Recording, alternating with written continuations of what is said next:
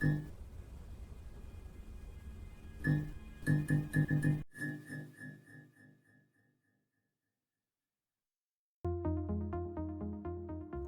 and welcome to the breakdown of my latest project called Sanded. Today I will show you that how I made the scene and what problems I face and how I managed to solve them. I hope that you guys learned something today because I know that I did. So let's start the breakdown, shall we? First, what I like to do is I like to go and search for reference. It can be from artist session or it can be from the good old Google Photos. Then what I do is I go and I combine them in a free software called PureRef. And then I go and I start my project. My last project took me about a crazy 5 months of tedious work. And it was only for one reason, and that reason was that I've been always changing the original idea. And when you do that, you just create a never-ending nightmare for yourself. So I learned that it's always better to first get the overall composition done and then start creating. So I did it. First, I went and I searched on how to make my dunes in Blender. Then, when that was done, I headed and did a rough model of my jet. Tried out different poses, and also experimented with the light by using different HDRIs and seeing that which one fit the best in my scene. Although things weren't the same in the final product, I think it was a good starting point to do some modeling. When I was first thinking about the idea, I was like, modeling a jet? That's not going to be hard. Just to open the project and be like, so how do you do this? After my ego got crushed and I was in a mental fight with myself, I managed to achieve something, and it was dog shit.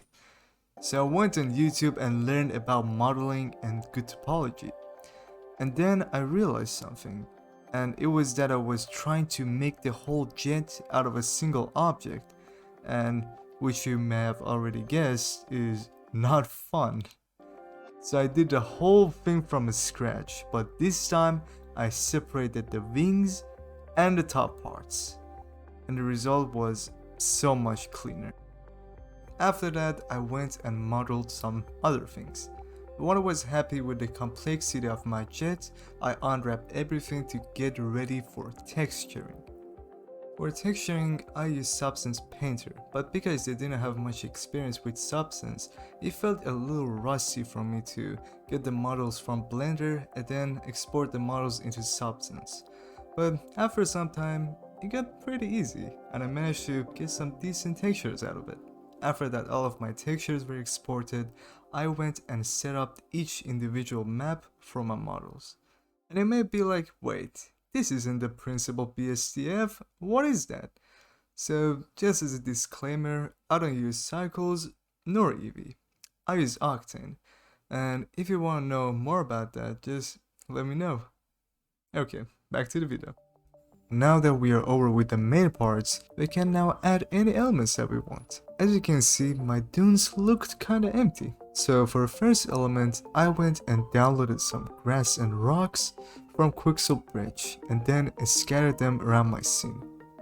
Then I added a wind force and animated the grass's wind parameters in the particle tab with a noise modifier to simulate a fake wind effect. I also downloaded a mattress and a pillow to put in the back. And at the end, I spent a lifetime drawing like a kid for the story aspect of it, only to not be able to read shit from this far.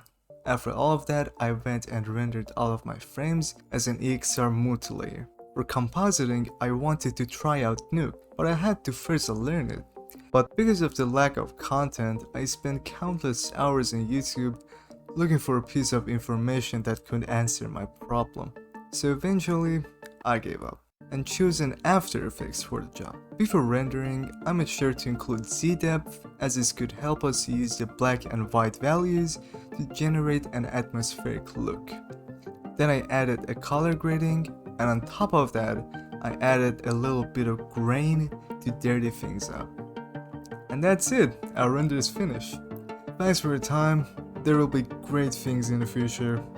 Bye, see ya.